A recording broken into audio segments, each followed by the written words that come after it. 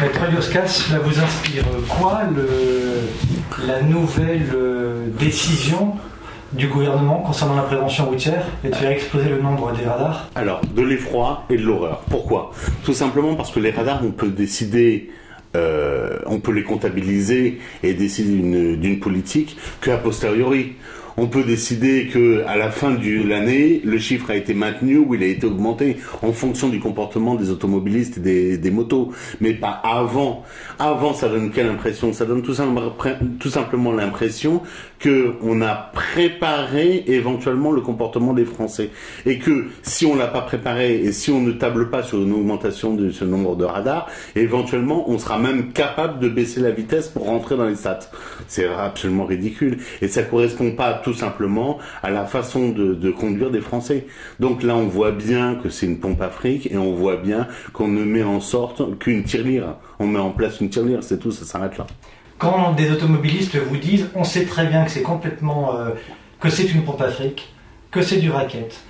Des policiers nous le disent, des officiers de gendarmerie nous le disent, des magistrats nous le disent aussi. Finalement, quand un automobiliste vous dit, on a le droit de casser quelque chose d'illégal, donc on va casser du radar.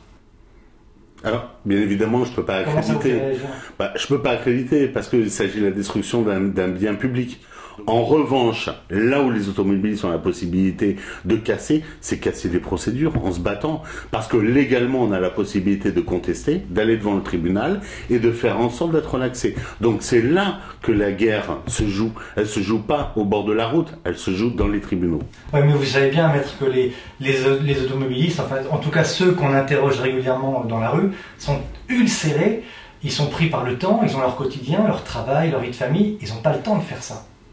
Mais oui, mais donc qu'est-ce que l'avocat que vous êtes il faut le faire, il faut le faire, il faut se battre contre ce système, il faut se battre contre ces radars automatiques qui vous flashent de dos, il faut se battre contre ces contraventions éventuellement qu'un membre de la famille et pas vous commet avec votre véhicule. Il faut mettre en place une vraie réaction. Mais bien évidemment, il ne faut pas s'attaquer au radar, il faut s'attaquer au système, c'est là qu'on peut gagner.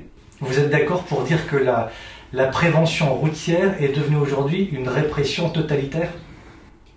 Je pense que la répression routière est devenue une guerre qu'il faut gagner.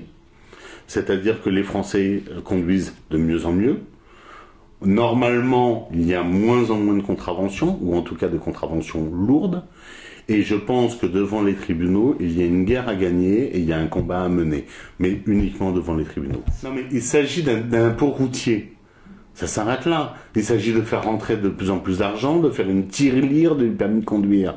Il s'agit d'un impôt routier. À partir du moment où on a la possibilité de ne pas payer cet impôt routier en se battant légalement avec le code de la route à l'appui, il ne faut pas hésiter. Il n'est pas question une seule seconde de se laisser tondre si on est dans son bon droit et que le droit est avec vous. Vous comprenez que l'hystérie routière finalement peut amener à des conséquences un peu extrêmes, à des conséquences un peu ultra. Quand je vous parlais de la destruction des radars, par exemple en Bretagne, régulièrement il y a des radars qui sont soit détruits, brûlés, abîmés, cassés. Vous, en tant qu'avocat spécialiste du droit routier, vous pouvez le comprendre ou ça peut se défendre en tout cas dans une coupe ou pas?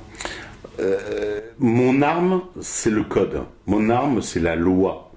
Et il y a des magistrats, il y a suffisamment de magistrats qui nous donnent raison.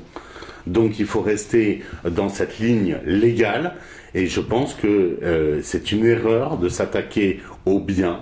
Il faut s'attaquer au droit. Et en l'occurrence, le droit, là, en l'occurrence, libère. Alors donnez-moi un exemple. Moi, je me fais flasher par exemple à 3-4 km de plus que la vitesse normale.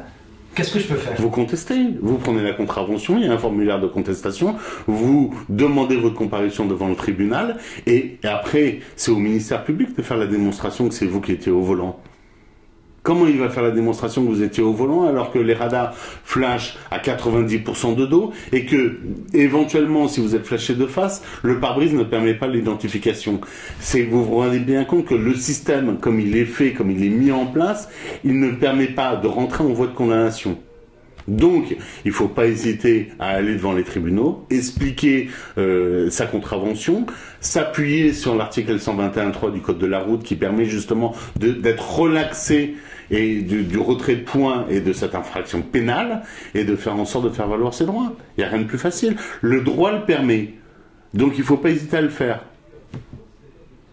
Très bien, merci maître. Merci à vous.